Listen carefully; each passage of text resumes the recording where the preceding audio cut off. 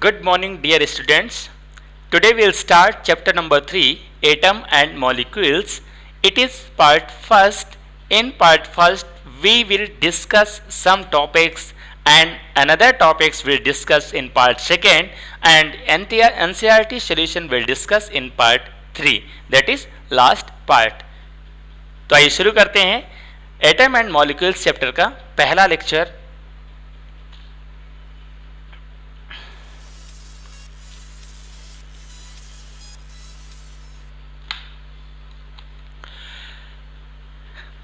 Good morning students. तो आज का लेक्चर में जो हम टॉपिक्स कवर करने वाले हैं एक एक करके आइए देख लेते हैं। जो ये टॉपिक्स कवर होने वाले हैं ये पहले लेक्चर्स के हैं, यानी फर्स्ट पार्ट के हैं जो अभी हम देख रहे हैं। तो पहले सबसे पहले हम डिस्कस करेंगे यहाँ पर इंट्रोडक्शन कि एटम मॉलिक्यूल्स इस चैप्टर में जो हम डिस्कस करने वाले हैं उसका इंट्रोडक्शन क्या होगा। फिर इसके बाद हम पढ़ेंगे लॉ ऑफ केमिकल कॉम्बिनेशन पढ़ेंगे। लॉ ऑफ केमिकल कॉम्बिनेशन दो होते हैं, उनमें पहला है आपका लॉ ऑफ कंजर्वेशन ऑफ मास और दूसरा होता है लॉ ऑफ कांस्टेंट प्रोपोर्शंस। इसके बाद हम पढ़ेंगे डाल्टन्स एटॉमिक थ्योरी और उसी के आगे हम पढ़ेंगे एटम्स। एटम्स के अंदर हम पढ़ेंगे कि modern day symbols of elements, यानी जो मॉडर्न डे है आज की डेट में जो एलिमेंट्स के जो सिंबल्स हैं उनके बारे में हम डिस्कस करेंगे। इसके बाद हम डिस्कस करेंगे इसमें एटॉमिक मास के, और लास्ट में हम डिस्कस करेंगे एटम एग्जिस्टेंस के। ये सभी हम टॉपिक्स किसमें कन्वर्ट करेंगे पार्ट फर्स्ट में। आइए मैं बता देता हूँ कि पार्ट सेकेंड में हम कौन कौन से टॉपिक डिस्कस करने वाले हैं। पार्ट सेकेंड में हम डिस्कस करेंगे मॉलिक्यूल्स के बारे में हम जानेंगे, एटॉमिसिटी के बारे में जानेंगे, केमिकल फार्मूले के बारे में जानेंगे, कैरेक्टरिस्टिक ऑफ केमिकल फार्मूले के बारे में डिस्कस करेंगे, रूल्स फॉर राइटिंग केमिकल फार्मूले के बारे में सीखेंगे। इसके बाद मॉलिक्यूलर मास के बारे में डिस्कस करेंगे, फार्मूला और यूनिट मास की बात हम करेंगे।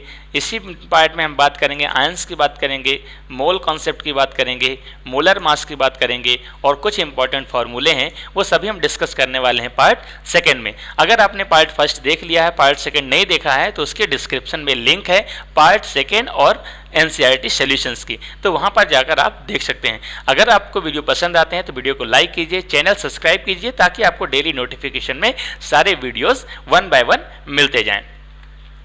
आइए देखते हैं इंट्रोडक्शन पार्ट।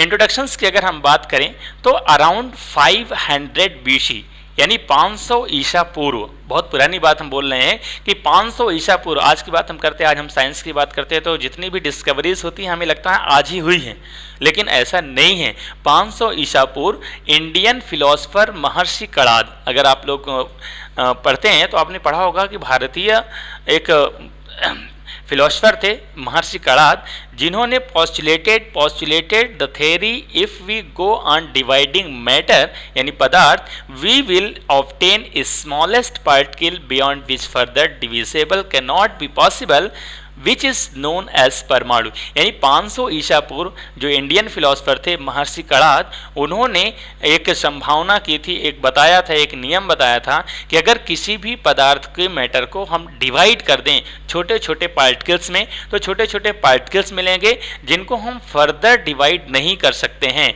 और उन्हें हम फर्दर डिवाइड नहीं कर सकते हैं या उनको डिवाइड करना पॉसिबल नहीं है, तो उन्हें क्या हम बोलते हैं, उन्हें हम बोलते हैं परमाणु। यानी परमाणु की अगर हम खोज की बात करें तो परमाणु की खोज कब हो गई थी, 500 ईसा पूर्व। किसने की थी, महर्षि कणाद ने। कौन थे, इंडियन फिलोसफर। तो ये सारी चीजें भी हमें जानना आवश्यक है, इसलिए ये टॉपिक भी यहाँ पर डालना जरूरी था। इसके बाद अगर हम बात करें तो एंशिएंट ग्रीक फिलोसफर, इसके बाद बहुत प्राचीन जो है ग्रीक फिलोसफर, ग्रीक मतलब यूनानी, ग्रीक मतलब होता है यूनानी फिलोसफर थे। क्या नाम था उनका, उनका नाम था डेमोक्रिटस एंड लेस्पियस। ठीक है, ये कार्ड दिस पार्टिकल्स एटम, इन्होंने इन्हीं पार्टिकल्स को क्या बोला, एटम। महर्षि कणाद ने क्या बोला था, परमाणु, लेकिन फिर ग्रीक फिलोसफर आए जिन्होंने इसका नाम क्या बोल दिया, एटम। ठीक है, Antoine L Lavoisier laid the foundation of chemical science by establishing two important laws of chemical combination. जब हम बात करते हैं लेवाइसियर की बात करते हैं तो एंटोनी एल लेवाइसियर जो होते हैं उन्हें हम साइंस या केमिस्ट्री के जनक कहते हैं, फादर ऑफ केमिस्ट्री कहते हैं। तो फादर ऑफ केमिस्ट्री या फिर कह सकते हैं कि जब हम बात करते हैं केमिकल साइंस की बात करते हैं तो केमिकल साइंस की नींव किसने करी थी? वो करी थी लेवाइसियर ने। और लेवाइसियर ने कैसे करी थी? तो उन्होंने दो important laws, two important laws जिन्हें हम कहते हैं केमिकल कॉम्बिनेशन, उनको इस्टेब्लिश किया था और इसी के बेस पे उन्होंने क्या किया था? केमिकल साइंस को स्टेबलाइज किया था। ठीक है, तो केमिकल साइंस की अगर बात करें, स्टार्टिंग की बात करें क्या प्रोसेस था, तो उस समय सीधे से आप कह सकते हैं कि लेवाइसियर एक साइंटिस्ट थे और लेवाइसियर ने क्या किया था कि टू इम्पॉर्टेंट लॉज जिन्हें हम केमिकल कॉम्बिनेशन कहते हैं उसको इस्टेब्लिश किया था और तभी जाके आपकी जो केमिकल साइंस है या फिर केमिस्ट्री है उसकी नींव रखी गई थी। ठीक है, आगे हम बात करते हैं लॉ ऑफ केमिकल कॉम्बिनेशन की कि ये लॉ ऑफ केमिकल कॉम्बिनेशन है क्या, जिसको एस्टेब्लिश किया था लेवाइसियर ने। तो लॉ ऑफ केमिकल कॉम्बिनेशन क्या है कि this law stabilized after the experiments by Lavoisier and Joseph L Proust. यहाँ पर दो वैज्ञानिकों के नाम है Lavoisier and Joseph L Proust. तो इन दोनों वैज्ञानिकों ने मिलकर कुछ एक्सपेरिमेंट्स किए और एक्सपेरिमेंट्स के बाद इन्होंने इन नियमों को क्या किया? प्रतिपादित किया, स्टेबलाइज्ड किया। Okay, The chemical reaction between two or more substances give rise to products which is governed by certain laws called law of chemical combination। मतलब यह है कि the chemical reaction between two or more substances, जब दो या दो से अधिक सब्सटेंस के बीच केमिकल रिएक्शंस होता है, केमिकल चेंज होता है और उसके बाद जो भी प्रोडक्ट बनता है तो वो किस वजह से होता है? उनके बीच में कुछ नियम्स होते हैं, कुछ लॉज होते हैं और उन्हीं लॉज को हम क्या कहते हैं? Chemical combination, law of chemical combination. ठीक है, तो सिंपल सी बात है कि जब कोई भी सब्सटेंस रिएक्ट करते हैं, रिएक्शन करते हैं, प्रोडक्ट फॉर्म करते हैं तो किसी न किसी नियम से बंधे होते हैं, किसी न किसी नियम के अनुसार वो काम करते हैं और उन्हीं नियमों को हम बोलते हैं लॉ ऑफ केमिकल कॉम्बिनेशन। और लॉ ऑफ केमिकल कॉम्बिनेशन किसने दिया था? तो आप कह सकते हैं कि लेवाइसियर एंड जोसेफ एल प्राउस्ट, इन दोनों वैज्ञानिकों ने एक्सपेरिमेंट किया और एक्सपेरिमेंट करने के बाद इन दोनों नियमों को क्या किया? एस्टेब्लिश्ड किया, जिन्हें हम बोलते हैं law of chemical combination. Clear? Okay, आइए देखते हैं नेक्स्ट हम बात करेंगे लॉ ऑफ केमिकल कॉम्बिनेशन के दो पार्ट्स हैं। मैंने बताए थे दो पार्ट्स हैं, उनमें से आपका सबसे पहला है लॉ ऑफ कंजर्वेशन ऑफ मास और दूसरा है लॉ ऑफ कांस्टेंट प्रोपोर्शंस। ये दोनों किसके पार्ट्स हैं? लॉ ऑफ केमिकल कॉम्बिनेशन के। तो आइए इन्हें डिटेल में देखते हैं। हम बात करते हैं लॉ ऑफ कंजर्वेशन ऑफ मास की बात करते हैं, या इसी को हम हिंदी में बोलते हैं द्रव्यमान संरक्षण का नियम। जिस तरह से आपने लॉ ऑफ कंजर्वेशन ऑफ मास की हम बात कर रहे हैं, उसी तरफ law of conservation of energy भी आपने फिजिक्स में पढ़ा होगा। तो law of conservation of energy का मतलब होता है ऊर्जा संरक्षण का नियम, और उसका मतलब यही होता है कि energy can not be created not be destroyed, it can be converted one and another. यानी जो एनर्जी होती है वो कभी ना तो नष्ट की जा सकती है, ना तो उसको हम उत्पादित कर सकते हैं, सिर्फ एक रूप से दूसरे रूप में कन्वर्ट कर सकते हैं। ये law of conservation of energy का फॉर्मूला है और ये आपने फिजिक्स में ऑलरेडी पढ़ा है। उसी के बेस पे हम आज बात करने वाले हैं लॉ ऑफ कंजर्वेशन ऑफ मास की। तो लॉ ऑफ कंजर्वेशन ऑफ मास का भी बिल्कुल वही मतलब होता है कि मास can neither be created nor be destroyed in chemical reaction. मतलब कोई भी केमिकल रिएक्शन यदि हो रही है तो मास उसमें ना तो नया बन सकता है और ना तो नष्ट हो सकता है, सिर्फ मास एक रूप से दूसरे रूप में कन्वर्ट होता है। तो देख लेते हैं during a chemical reaction the total mass of reactants will be equal to total mass of product. मतलब कोई भी केमिकल रिएक्शन हो रही है तो पता है केमिकल रिएक्शन में दो पार्ट्स होते हैं, एक को हम बोलते हैं रिएक्टेंट, दूसरे को बोलते हैं प्रोडक्ट। तो जितना प्रोडक्ट का मास होगा उतना ही रिएक्टेंट का मास होगा, यानी प्रोडक्ट और रिएक्टेंट के मास में कोई भी डिफरेंस नहीं होगा। मतलब जितना पदार्थ पहले था उतना ही रहेगा, ना ही बढ़ेगा और ना ही घटेगा। इसी को दूसरी भाषा में अगर हम देखें तो दूसरा पॉइंट है मास can neither be created nor be destroyed in chemical reaction. यानी किसी भी केमिकल रिएक्शन में मास ना तो उत्पन्न किया जा सकता है ना तो नष्ट किया जा सकता है, सिर्फ वो एक रूप से दूसरे रूप में कन्वर्ट किया जा सकता है। इसी को हम बोलते हैं लॉ ऑफ कंजर्वेशन ऑफ मास। चलिए देख लेते हैं एग्जाम्पल। अगर हम एग्जाम्पल्स की बात करें तो एग्जाम्पल मान लेते हैं कोई भी आपका रिएक्टेंट है ए और दूसरा रिएक्टेंट है बी। क्योंकि एक से अधिक रिएक्टेंट होंगे, आपस में रिएक्ट करेंगे और प्रोडक्ट आपका फॉर्म हो रहा है AB। तो लॉ ऑफ कंजर्वेशन ऑफ मास क्या कहता है कि mass of A and mass of B, यदि इन दोनों को टोटल किया जाए तो मास ऑफ AB के बराबर होगा, यानी प्रोडक्ट जो है उसका मास रिएक्टेंट के मास के बराबर होगा, और इसी को हम बोलते हैं law of conservation of mass. Hope आपको समझ में आ गया होगा। ओके, नेक्स्ट अब हम बात करेंगे लॉ ऑफ कांस्टेंट प्रोपोर्शंस का, जो लॉ ऑफ केमिकल कॉम्बिनेशन का सेकेंड लॉ है, लॉ ऑफ कांस्टेंट प्रोपोर्शन। ठीक है, लॉ ऑफ कांस्टेंट प्रोपोर्शन क्या कहता है कि in a chemical reactions compound always contains the same elements present in definite proportion by mass irrespective of their sources. मतलब कहते हैं कि किसी भी केमिकल रिएक्शंस में जो कंपाउंड फॉर्म होते हैं, उन कंपाउंड्स में जितने भी एलिमेंट प्रेजेंट रहते हैं, उन एलिमेंट का जो रेशियो होता है बाय मास वो हमेशा फिक्स होता है, वो कभी भी चेंज नहीं होता है। जैसे मान लेते हैं हम एक छोटा सा एग्जांपल बात करते हैं H2O। H2O आपका एक कंपाउंड है। H2O में हाइड्रोजन और ऑक्सीजन दो चीजें हैं। तो हाइड्रोजन का जितना मास होगा, ऑक्सीजन का जितना मास होगा, वाटर का कोई भी मॉलिक्यूल्स आप उठा के ले लो, उन दोनों के बीच में जो रेशियो है मास का वो सदैव फिक्स होगा, और फिक्स होने का मतलब होता है कांस्टेंट, और इसी को हम बोलते हैं लॉ ऑफ कांस्टेंट प्रोपोर्शंस। आपको समझ में आ गया होगा। इट वॉज गिवन बाई लेवाइसियर, और ये नियम भी किसने दिया था? लेवाइसियर ने दिया था, जिन्हें हम फादर ऑफ केमिस्ट्री भी कहते हैं। आइए एग्जांपल्स देखते हैं।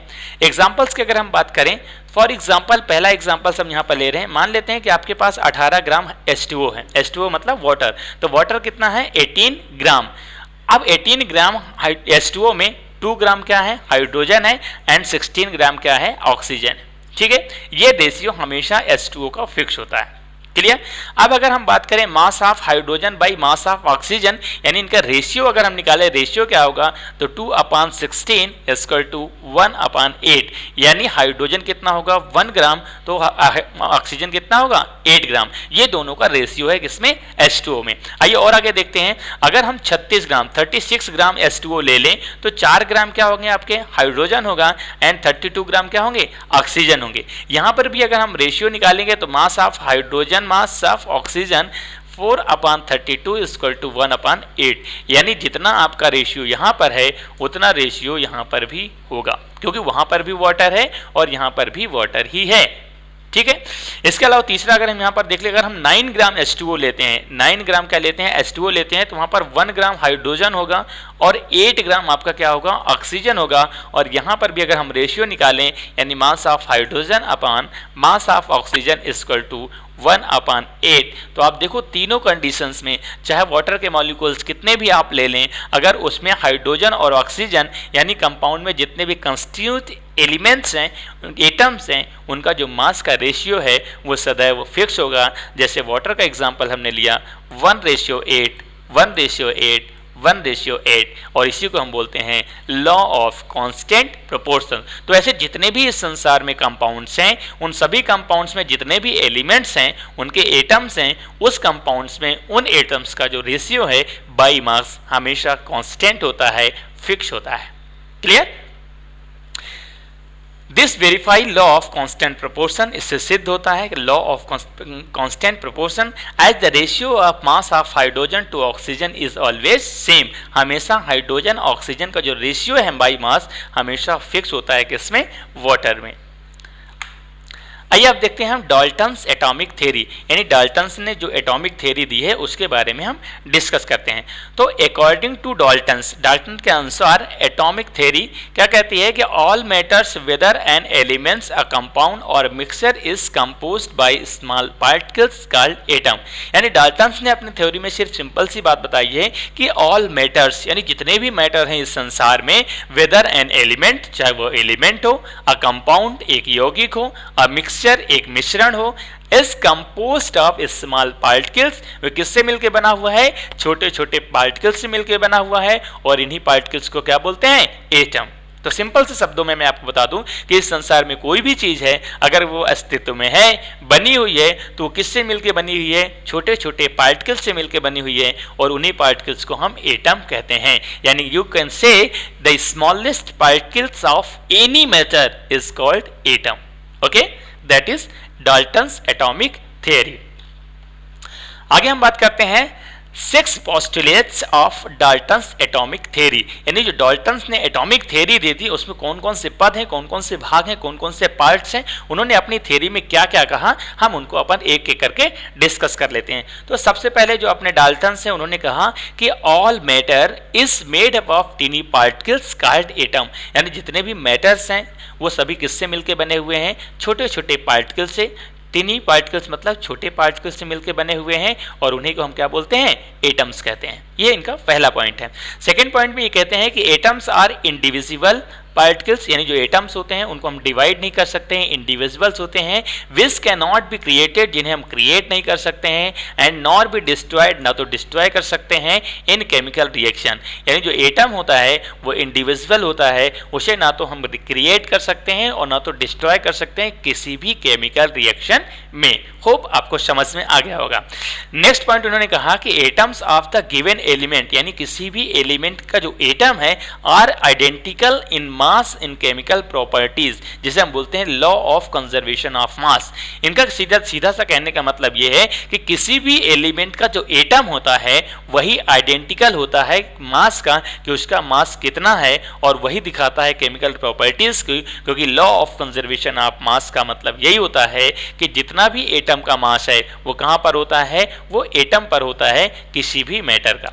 यानी कोई भी मैटर है, कोई भी एलिमेंट है, उसका मास कहां पर होता है तो वो एटम्स पर डिपेंड करता है। एटम उसका आइडेंटिकल पार्ट होता है किसी भी मैटर का। क्लियर? आइए अगला पॉइंट देखते हैं। तो अगला पॉइंट कहता है कि एटम्स ऑफ डिफरेंट एलिमेंट्स, यानी अलग अलग एलिमेंट्स की हम बात करें तो अलग अलग एलिमेंट्स के जो एटम्स होते हैं हैव डिफरेंट मासेस, उनके डिफरेंट मास होते हैं, एंड केमिकल प्रॉपर्टीज, और केमिकल प्रॉपर्टीज होते हैं। यानी जितने भी एटम्स होते हैं, यानी अलग अलग एलिमेंट्स के एटम्स जो होते हैं उनकी एक तो मासेस अलग अलग होते हैं और उनकी केमिकल प्रॉपर्टीज भी डिफरेंस होती हैं। जैसे मान लो हाइड्रोजन, ऑक्सीजन और नाइट्रोजन, ये तीनों गैसें हैं। अगर तीनों के एटम्स की हम बात करें तो तीनों के एटम्स का जो मास है वो डिफरेंट होगा और तीनों के एटम्स की जो प्रॉपर्टीज हैं वो भी डिफरेंट होगी। ये आपका फोर्थ पॉइंट है डाल्टन्स एटॉमिक थ्योरी का। इसके बाद फिफ्थ पॉइंट डाल्टन ने कहा कि एटम्स कंबाइन, जो एटम्स होते हैं वो कंबाइन करते हैं, जोड़ते हैं in the ratio of small whole numbers to form compounds, जिसे हम बोलते हैं लॉ ऑफ कांस्टेंट प्रोपोर्शंस। यानी जो एटम्स होते हैं वो कंबाइन होते हैं एक फिक्स रेशियो में, और उसी रेशियो के बाद क्या फॉर्म होता है, कंपाउंड्स। यानी किसी भी कंपाउंड्स को फॉर्म करने के लिए एटम्स जब कंबाइन होते हैं तो उनका रेशियो फिक्स होता है, और ये कैसे पता चला, लॉ ऑफ कांस्टेंट प्रोपोर्शन से। ठीक है, तो ये भी डाल्टन ने आपको बताया। इसके बाद डाल्टन ने अपना लास्ट पॉइंट 6 पॉइंट कहा कि the relative number of kinds of atom और कांस्टेंट इन गिवन कंपाउंड, यानी जो रिलेटिव नंबर्स हैं किसके, काइंड्स ऑफ एटम्स के, और कांस्टेंट, कांस्टेंट मतलब फिक्स होते हैं इन गिवन कंपाउंड, यानी किसी भी कंपाउंड में जो रिलेटिव नंबर हैं एटम्स के वो हमेशा क्या होते हैं, फिक्स होते हैं, कांस्टेंट होते हैं। क्लियर? ओके, आगे बढ़ते हैं। आगे हम बात कर रहे हैं एटम्स की बात कर रहे हैं। तो एटम्स क्या होते हैं, पर्टिकुलर हमने कई सारी चीज़ें आपको बता दी कि एटम्स क्या होते हैं, फिर भी यहाँ पर कुछ चीज़ें जो एक्स्ट्रा हैं हम अपन को समझाने की कोशिश करते हैं। ठीक है, तो फर्स्ट पॉइंट क्या कहता है कि atoms are building blocks of matter, यानी एटम्स क्या होते हैं, जिस तरह से हम बिल्डिंग बनाते हैं, बिल्डिंग में हम क्या किस चीज़ से मिलकर बनाते हैं, ईंटों से। तो जिस तरह से बिल्डिंग में ईंट काम करती है वैसे ही मैटर में कौन काम करता है, एटम। ठीक है, जिस तरह से बिल्डिंग छोटे छोटे ईंटों से मिलकर बड़ी बनती है उसी तरह मैटर भी छोटे छोटे एटम से मिलकर बनता है। ठीक है, दूसरी बात इन्होंने क्या कही कि according to modern atomic theory, यानी जो मॉडर्न एटॉमिक थ्योरी है, डाल्टन एटॉमिक थ्योरी की बात नहीं कर रहे हैं, हम मॉडर्न एटॉमिक थ्योरी की बात कर रहे हैं। An atom is the smallest particles, कोई भी एटम जो होता है वो स्मॉलेस्ट पार्टिकल होता है, किसका, किसी भी एलिमेंट का, which take part in chemical reaction, जो केमिकल रिएक्शन में पार्टिसिपेट करता है। यानी किसी भी मैटर का जो स्मॉलेस्ट पार्टिकल्स होता है उसे हम एटम कहते हैं, और वही एटम किसमें पार्टिसिपेट करता है, किसी भी केमिकल रिएक्शन में। ओके, फिर अगला पॉइंट इन्होंने कहा कि एटम्स आर वेरी स्मॉल्स, यानी एटम जो होते हैं बहुत छोटे होते हैं, बहुत स्मॉल होते हैं, and which can not be seen even through very powerful microscopes, और इतने छोटे होते हैं कि इनको बहुत पावरफुल माइक्रोस्कोप से भी नहीं देखा जा सकता है। ये रहे आपके एटम्स की एक्स्ट्रा प्रॉपर्टीज। आगे अगर हम बात करें एटम की साइज की बात करें, एटॉमिक साइज की बात करें, तो atomic radius is measured in nanometres. अच्छा, एटम्स की अगर हम बात करें, एटॉमिक रेडियस की बात करें, तो आपको बता देता हूं, जैसे मान लेते हैं ये आपका एटम है, तो एटम को हम एक सर्किल की भांति महसूस करते हैं, ये उसका सेंटर है, तो यहाँ से यहाँ तक की जो डिस्टेंस होती है इसे हम बोलते हैं क्या, रेडियस बोलते हैं। ठीक है, तो किसी भी एटम की जो रेडियस होती है वो कितनी होती है, नैनोमीटर्स में होती है, और नैनोमीटर्स का मतलब होता है 1 नैनोमीटर इक्वल टू 10⁻⁹ मीटर। आप अंदाजा लगा सकते हैं कि कितना छोटा होता है एटम। ठीक है, तो उसको हम किस में मेजर करते हैं, नैनोमीटर्स में। और कितना छोटा होता है आइए देख लेते हैं। यहाँ पर एग्जांपल्स के तौर पर कुछ एलिमेंट्स के हमने रेडियस लिए हैं। जैसे सबसे पहले हम बात करेंगे एटम ऑफ हाइड्रोजन। तो हाइड्रोजन का जो एटम होता है वो कितना बड़ा होता है, 10⁻⁹ मीटर। यहाँ पर हम इसको मीटर में बात कर रहे हैं, 10⁻⁹ मीटर हाइड्रोजन का एटम होता है। अगर हम बात करें मॉलिक्यूल ऑफ वाटर, वाटर के मॉलिक्यूल की बात करें तो वो होता है 10⁻⁹ metre, it's means 1 nanometre, 1 molecules of water. इसके बाद हम बात करें, अगर हम बात करें मॉलिक्यूल्स ऑफ होमोग्लोबिन, यानी जो ब्लड में होता है होमोग्लोबिन, तो होमोग्लोबिन का साइज कितना होता है, थोड़ा सा बड़ा होता है, और वो होता है 10⁻⁸ मीटर। अब हम बात करें ग्रेन ऑफ सैंड, अगर हम बालू की बात करें, रेत की बात करें, रेत का कण कितना छोटा होता है, उस कण की अगर हम बात करें उसका डायामीटर कितना होता है, तो उसका डायामीटर होता है 10⁻⁴ मीटर। और अगर हम बात करें एंड मतलब चींटी की बात करें, चींटी कितनी छोटी होती है, तो चींटी होती है 10⁻⁻2 मीटर। और अगर हम बात करें वाटरमेलन की बात करें, तरबूज की बात करें, तो वो होता है 10⁻⁻1 मीटर। तो अब ये एग्जांपल्स देख के आपको अंदाजा लग रहा होगा कि एटम कितना छोटा होता है, यानी जितने भी एटम्स होते हैं उनको हम नैनोमीटर में माप सकते हैं। नैनोमीटर उसकी एक इकाई होती है, यूनिट होती है मापने की। ठीक है, आगे हम बात करते हैं modern day symbols of element, यानी जो मॉडर्न डे में जो सिंबल्स हैं एलिमेंट्स के, वो पहले कैसे थे और आज कैसे हो गए। तो सबसे पहले यहाँ पर अगर हम बात करें तो Dalton was the first scientist. Dalton क्या थे, पहले साइंटिस्ट थे to use the symbols of element, जिन्होंने एलिमेंट्स के लिए सिंबल्स का यूज किया था। तो ये प्रश्न अक्सर पूछा जाता है, तो ध्यान रखेंगे कि Dalton was the first scientist to use the symbol of element, यानी किसी भी एलिमेंट को सिंबॉलिक फॉर्म में लिखना, यूज करना किसने स्टार्ट किया था, डाल्टन ने। अच्छा, उस समय अगर हम बात करें, आज की डेट में हम हाइड्रोजन को H, कार्बन को C, ऑक्सीजन को O लिखते हैं, लेकिन पुराने समय में कैसे लिखते थे, तो यहाँ पर मैंने कुछ एग्जांपल्स आपके लिए कलेक्ट किए हैं। जैसे हाइड्रोजन को हम इस सिंबल द्वारा दिखाते थे, कार्बन को ऐसे दिखाते थे, हाइड्रोजन ऑक्सीजन को ऐसे दिखाते थे। इसी तरह फास्फोरस का ये सिंबल है, सल्फर का सिंबल ये है, आयरन का सिंबल ये है, कॉपर का सिंबल ये है, लेड का सिंबल ये है, सिल्वर का सिंबल ये है, गोल्ड का सिंबल ये है, प्लेटिनम सिल्वर ये है, और मरकरी का जो सिंबल है वो ये है। यानी पुराने समय में इस तरह के सिंबल्स यूज किए जाते थे किसी भी एलिमेंट्स के लिए, लेकिन समय के बदलते साथ साथ कुछ बदलता चला गया। तो आइए देखते हैं मॉडर्न समय में क्या नया चेंज हुआ है। तो इसके बाद डाल्टन ने जो शुरुआत की थी वो आपको पता चल गया। इसके बाद बर्जीलियस आपके अगले साइंटिस्ट हैं जिन्होंने सजेस्ट किया that the symbols of elements should be made from 1 or 2 letters of the name of the element. उन्होंने कहा कि किसी भी एलिमेंट्स का यदि हमें सिंबल डिसाइड करना है तो उसके नाम के जो शुरुआती 2 लेटर्स हैं, 1 या 2 लेटर्स, उनको हम डिसाइड कर सकते हैं। इसके बाद दूसरी पॉइंट इन्होंने कहा कि the name copper was taken from cuprous, यानी जो कॉपर का नेम है वो क्यूप्रस उसका नाम है, वहां से लिया गया है। A place from where it's was found in first time, यानी सिंपल सी बात है कि इसका नामकरण कैसे करेंगे, तो कॉपर जब पहली बार जहां पर पाया गया था उस जगह को हम बोलते हैं क्यूप्रस, और क्यूप्रस उसका नाम अगर रख दिया गया तो उसी के आधार पर उसका हमने नाम रख दिया कॉपर, और कॉपर का C अक्षर है इसलिए हमने उसको Cu रख दिया। ठीक है, तो इस तरह से नामकरण करने की पद्धति उन्होंने बनाई। इसके बाद नाउ, लेकिन अब क्या हो रहा है कि जो IUPAC है, IUPAC मतलब होता है international union of pure and applied chemistry. ये एक ऑर्गेनाइजेशन होता है, international union of pure and applied chemistry, जो जितने भी केमिकल्स होते हैं या जितने भी कंपाउंड्स होते हैं, जितने भी कंपोनेंट्स होते हैं, उनके नामकरण निर्धारित का काम करता है। तो उस समय जो आपका IUPAC है उसने भी इस बेस पे काम करना शुरू किया और उसने बताया, अप्रूव किया अप्रूव्स नेम ऑफ एलिमेंट्स, इन सभी एलिमेंट्स के नेम को अप्रूव किया। ठीक है, इसके बाद the first letter of the symbol is always written in capital letter. उन्होंने बताया कि किसी भी एलिमेंट्स का जब नामकरण करेंगे तो उसका जो फर्स्ट लेटर है उसको हम सिंबल्स के रूप में लेंगे और उसको हम अपर केस में यानी कैपिटल लेटर में लिखेंगे। जैसे आप देखो नाइट्रोजन का एन कैपिटल में लिया, ऑक्सीजन का ओ कैपिटल में लिया, है ना। तो जो पहला अक्षर रहेगा, पहला लेटर रहेगा, उसको हम कैपिटल लेटर यानी अपर केस में रखेंगे। एंड द सेकेंड लेटर, और उसका जो सेकेंड लेटर होगा उसको हम स्मॉल लेटर यानी लोअर केस में रखेंगे। फॉर एग्जाम्पल्स की अगर हम बात करें तो हाइड्रोजन का H कैपिटल में है, एल्युमिनियम का पहला अक्षर A कैपिटल में है, दूसरा स्मॉल लेटर में है। इसी तरह कोबाल्ट का पहला अक्षर C कैपिटल में है जबकि दूसरा स्मॉल लेटर में है। अगर कहीं पर भी दो कंपाउंड एक साथ लिखे हुए हैं, कोई भी चीज़ अगर लिखी हुई है केमिस्ट्री में और वहाँ पर आपको दो लेटर्स लिखे हुए हैं, उसमें पहला लेटर आपका कैपिटल है, दूसरा स्मॉल है, इसका मतलब वो एक ही एलिमेंट है। और अगर दो लेटर एक साथ लिखे हैं, दोनों कैपिटल हैं, तो इसका मतलब वो एक एलिमेंट नहीं बल्कि दो एलिमेंट है। कैसे? जैसे यहाँ पर CO दो लेटर हैं लेकिन पहला कैपिटल है दूसरा स्मॉल है, मतलब ये कोबाल्ट है, सिंगल एलिमेंट है। लेकिन अगर इसी को हम ऐसे लिख दें CO,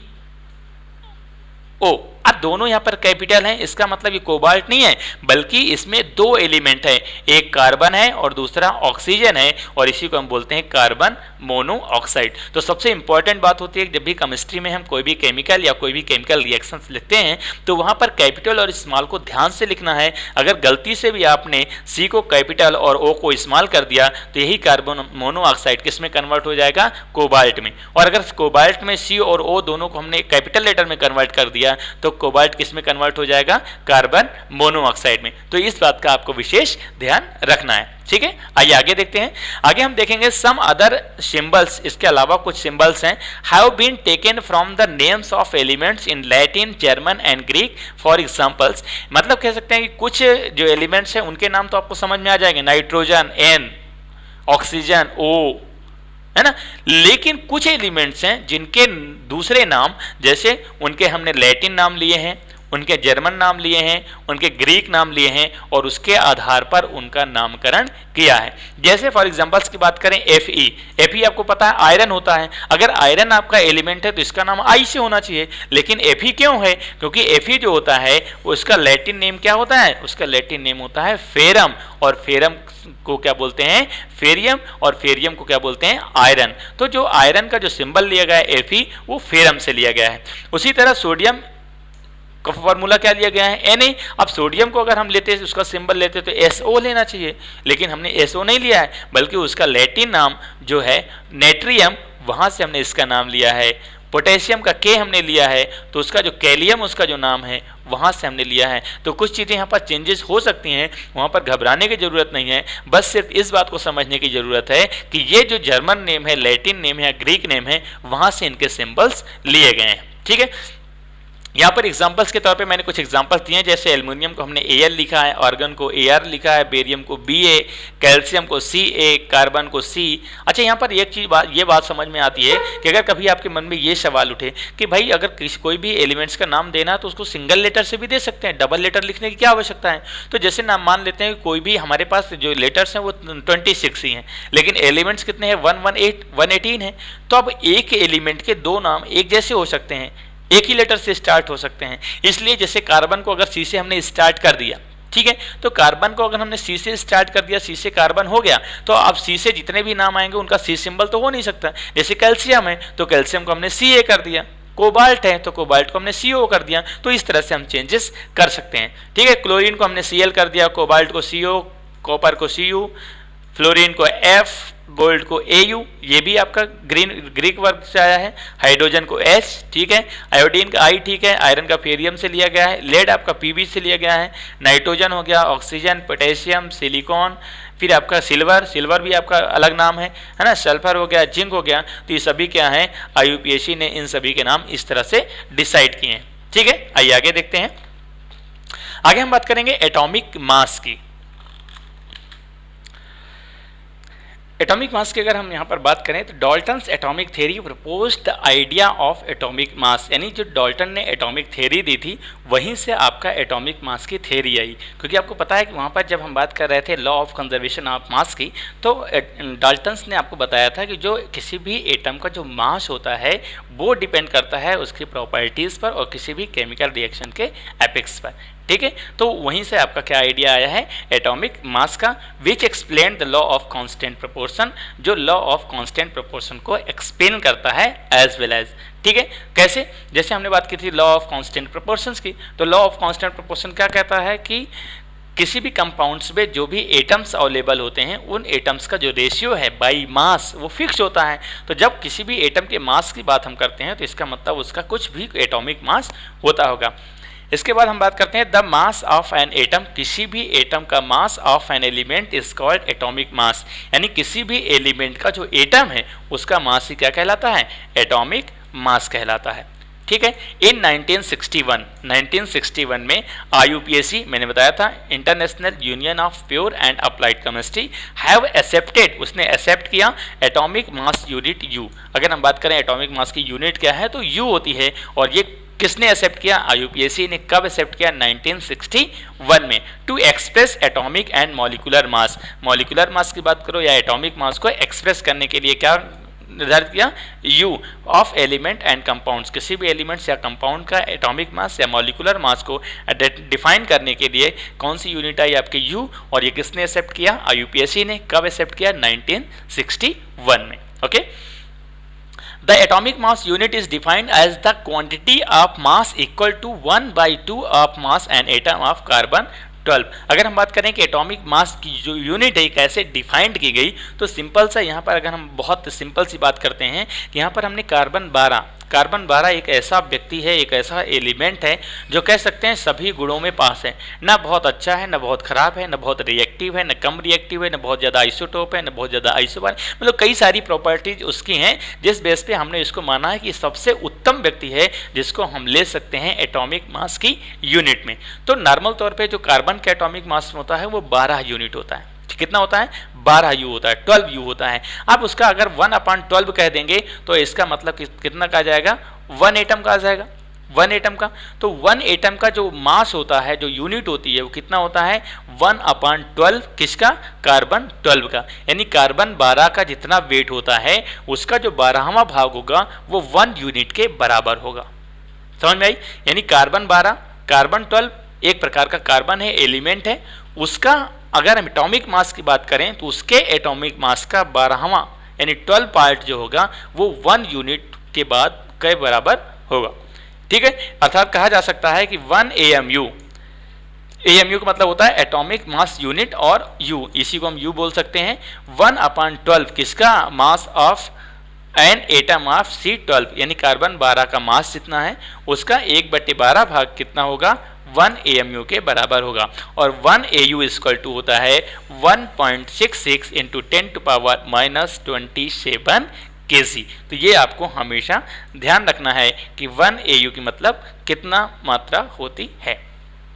अब हम बात करते हैं कि जितने भी एलिमेंट्स होते हैं उनका कितना मास होता है। तो हाइड्रोजन का मास कितना होता है आपको पता है? 1 होता है। कार्बन का कितना होता है? 12 होता है। नाइट्रोजन का 14, ऑक्सीजन का 16, सोडियम का 23, मैग्नीशियम का 24, सल्फर का 32 और क्लोरीन का 35.5 एंड कैल्शियम का 40 यूनिट होता है। तो ये जितने भी एलिमेंट्स होते हैं सबका अलग अलग डिफरेंट एटॉमिक मास होता है। आगे हम पढ़ेंगे कुछ का एक जैसा भी होता है, लेकिन हम बाद में डिस्कस करेंगे। अब हम बात करते हैं एटम के एग्जिस्टेंस की बात करते हैं कि एटम एक्चुअली में होता है कि नहीं, अगर होता है तो कहाँ होता है, क्या हम उसे देख सकते हैं क्या? तो आइए डिस्कस करते हैं इस टॉपिक पे। तो बात करेंगे atoms of most the elements are very reactive and does not exist in free state, यानी जितने भी एटम्स होते हैं ज़्यादातर एटम्स क्या होते हैं? बहुत ज़्यादा रिएक्टिव होते हैं, और रिएक्टिव होने की वजह से क्या करते हैं? Does not exist in free state, यानी फ्री स्टेट में कभी भी नहीं रख सकते। आप नहीं कह सकते ये लो हाइड्रोजन का एटम, ये लो ऑक्सीजन का एटम, ये लो फॉस्फोरस का एटम, ये लो आयरन का एटम। नो, ये कभी भी फ्री स्टेट में एग्जिस्ट होते ही नहीं है। क्यों? क्योंकि ये एटम बहुत ज़्यादा रिएक्टिव होते हैं और हाई रिएक्टिव होने की वजह से ये किसी न किसी दूसरे एलिमेंट के साथ, किसी न किसी दूसरे एटम के साथ रिएक्ट करके, कंबाइन करके कंपाउंड मॉलिक्यूल्स या फिर आयन फॉर्म्स कर देते हैं और इसलिए ये फ्री स्टेट में कभी भी एग्जिस्ट नहीं होते हैं। क्लियर? ओके। नेक्स्ट है only the atom of noble gas. Noble gas मतलब होता है जो किसी के साथ रिएक्ट नहीं करती हैं, नॉन रिएक्टिव जितने भी एलिमेंट्स होते हैं उनकी अगर हम बात करें तो सभी एटम्स क्या है, नोबल गैसेस जो होती हैं, सच एज हीलियम हो गया, नियान हो गया, आर्गन हो गया, क्रिप्टन हो गया, जिनान हो गया या फिर रेडान हो गया, ये सभी क्या होती हैं, नोबल गैसेज होती हैं, नॉन रिएक्टिव गैसेज होती हैं और केमिकली अनरिएक्टिव, ये अनरिएक्टिव होती हैं and can exist in free state, और ये फ्री स्टेट में रह सकती हैं एज सिंगल एटम। इनका अकेला एटम भी कहीं भी रह सकता है। क्यों? क्योंकि किसी के साथ रिएक्ट नहीं करती हैं और रिएक्ट नहीं करती तो फालतू इधर उधर घूमती रहती हैं। लेकिन इसके अलावा जो रिएक्टिव एलिमेंट्स होते हैं वो किसी न किसी दूसरे एलिमेंट से रिएक्ट करते हैं और रिएक्ट करने की वजह से फ्री स्टेट में कभी भी एग्जिस्ट नहीं होते हैं। क्लियर? नेक्स्ट हम बात करते हैं atoms of all other elements, यानी दूसरे जो अदर एलिमेंट्स होते हैं उनके एटम्स, एलिमेंट्स कंबाइन करते हैं टुगेदर दूसरों के साथ टू फॉर्म मॉलिक्यूल्स और आयंस। यानी जो दूसरे एटम्स होते हैं, यानी जो आपके अनरिएक्टिव नोबल गैसेस होते हैं, उनके अलावा जो एलिमेंट्स होते हैं उनके जो एटम्स होते हैं वो क्या करते हैं, दूसरे एलिमेंट्स के साथ रिएक्ट करते हैं, कंबाइन होते हैं और कंबाइन होने के बाद मॉलिक्यूल्स या आयन फॉर्म्स करते हैं और इसीलिए फ्री स्टेट में एग्जिस्ट नहीं करते हैं। क्लियर? होप आपको समझ में आ गया होगा। तो यहाँ पर हम फर्स्ट पार्ट जो था इस चैप्टर का उसको हमने फर्स्ट लेक्चर को कंप्लीट करते हैं। नेक्स्ट लेक्चर कल की डेट में अपलोड हो जाएगा। अगर आपने नहीं देखा है इसका जो फर्स्ट पार्ट है तो वहाँ पर जो डिस्क्रिप्शन है वहाँ पर लिंक है, वहाँ पर आप जाकर इसके अलावा जो पार्ट्स हैं उनको आप देख सकते हैं, विजिट कर सकते हैं। ठीक है? अगर आप चैनल में नए हैं, चैनल को अभी तक सब्सक्राइब नहीं किया तो please subscribe our channel and press the bell icon, ताकि जो डेली नोटिफिकेशन है वो आपको मिलता रहे। तो अगर आपको वीडियो पसंद आते हैं तो वीडियो को लाइक कीजिए, कमेंट कीजिए, सभी दोस्तों में शेयर कीजिए। Thanks for watching this videos. Please like and share and subscribe the channel and press the bell icon for daily notification. Thank you so much. वंदे मातरम। जय हिंद।